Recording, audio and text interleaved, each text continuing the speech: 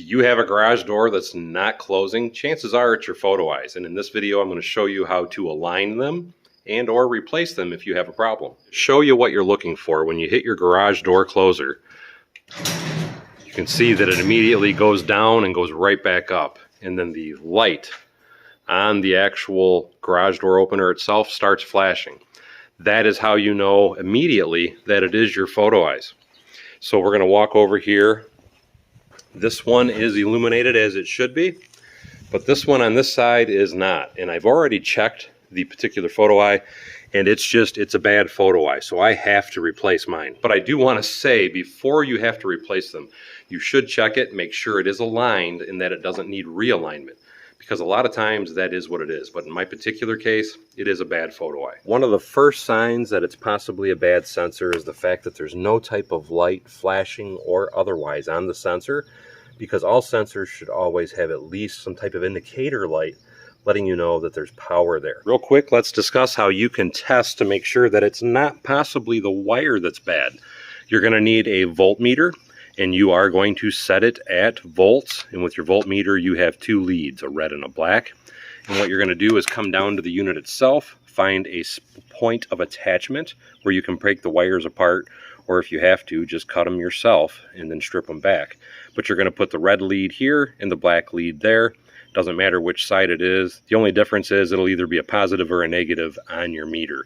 And you should have anywhere from 4 to 6 volts on this wire. To show you how to test it at the unit, you check it between wires 2 and 3. And as you can see on my particular unit, I have 6 volts DC. And just to show you, we do have 6 volts at our photo eye. Quick tip, if you find that the wire is bad coming down to your photo eye, I highly recommend that you use phone wire. And there's 2 reasons I say that.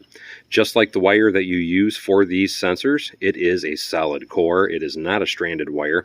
It's the same gauge, but not only that, you get 4 wires, so if one of them ever breaks, you have 2 spares.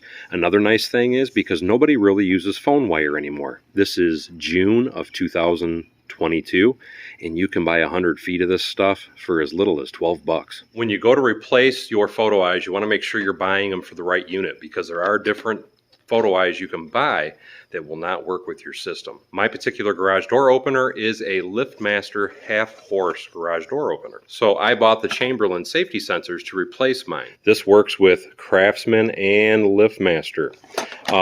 So you want to make sure anytime you're buying some sensors that they are compatible with your particular model of door. And once you open the box and take the contents out, you'll find you have 2 sensors, and it also comes with the mounting hardware. Now, in my particular situation, I do not need these because I already have them on my door. On either side of your door, you're going to go to the sensor. You're going to take some wire cutters and just cut the wire. You want to make sure that you have enough wire that you can splice it on to the new sensor. Once we've cut the wire, all it is a simple wing nut on the back side.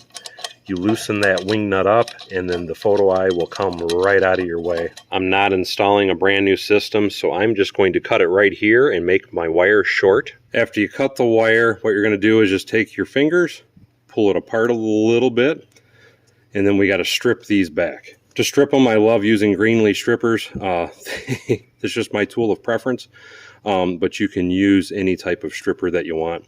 But you just give yourself about, like, we'll say 1/4 of an inch of stripping is all you really need. And you got to strip both the wires that are on the new photo eye and the old wires over here as well. Now we got to connect the wires back together. The thing that you want to make sure of when you're looking at the wires, each pair of wires has a white wire with a black tracer, and then you have a bare white wire. Just to show you up close, this is what I'm talking about. You have 1 white wire and 1 white wire with a black, and you want to make sure that you wire them together correctly.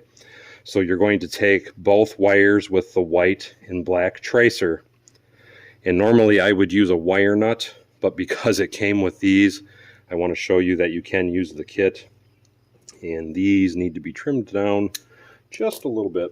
Anyway, though, it's very simple. You put 1 wire in each one of the holes, push them all the way in until they stop moving, and then you just take your strippers that you use to strip that with, and you pinch it down. And then as you can see, now it is nice and secure in there. And then it's just a matter of putting your bolt and wing nut back on it.